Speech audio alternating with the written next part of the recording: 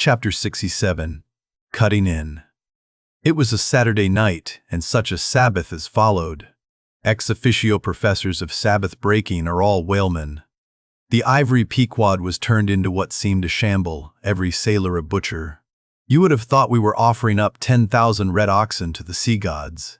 In the first place, the enormous cutting tackles, among other ponderous things comprising a cluster of blocks generally painted green, and which no single man can possibly lift. This vast bunch of grapes was swayed up to the maintop and firmly lashed to the lower masthead, the strongest point anywhere above a ship's deck.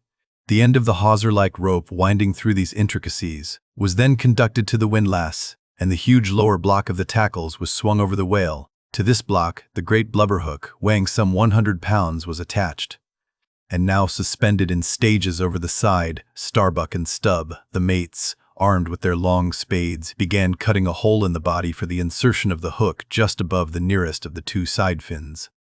This done, a broad, semicircular line is cut round the hole, the hook is inserted, and the main body of the crew, striking up a wild chorus, now commence heaving in one dense crowd at the windlass, when instantly the entire ship careens over on her side. Every bolt in her starts like the nail-heads of an old house in frosty weather. She trembles, quivers, and nods her frighted mastheads to the sky. More and more she leans over to the whale, while every gasping heave of the windlass is answered by a helping heave from the billows, till at last a swift, startling snap is heard, with a great swash.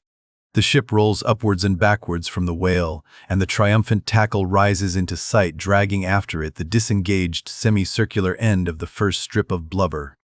Now, as the blubber envelopes the whale precisely as the rind does an orange, so is it stripped off from the body precisely as an orange is sometimes stripped by spiralizing it.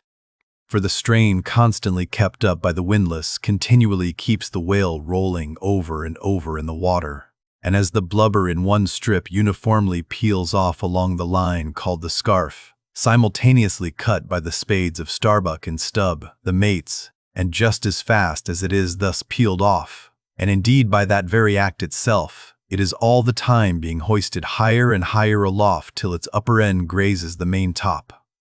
The men at the windlass then cease heaving, and for a moment or two the prodigious blood-dripping mass sways to and fro as if let down from the sky, and everyone present must take good heed to One of the attending harpooneers now advances with a long, keen weapon called a boarding sword, and watching his chance he dexterously slices out a considerable hole in the lower part of the swaying mass.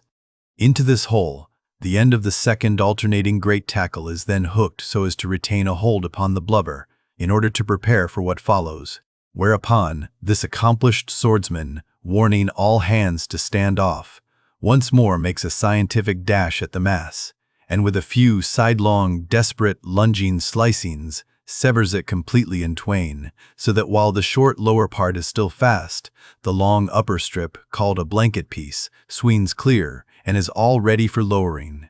The heavers forward now resume their song, and while the one tackle is peeling and hoisting a second strip from the whale, the other is slowly slackened away, and down goes the first strip through the main hatchway right beneath, into an unfurnished parlor called the blubber room.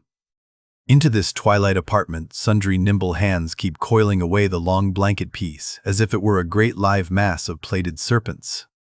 And thus the work proceeds, the two tackles hoisting and lowering simultaneously, both whale and windlass heaving, the heavers singing, the blubber room gentlemen coiling, the mates scarfing, the ship straining, and all hands swearing occasionally, by way of assuaging the general friction.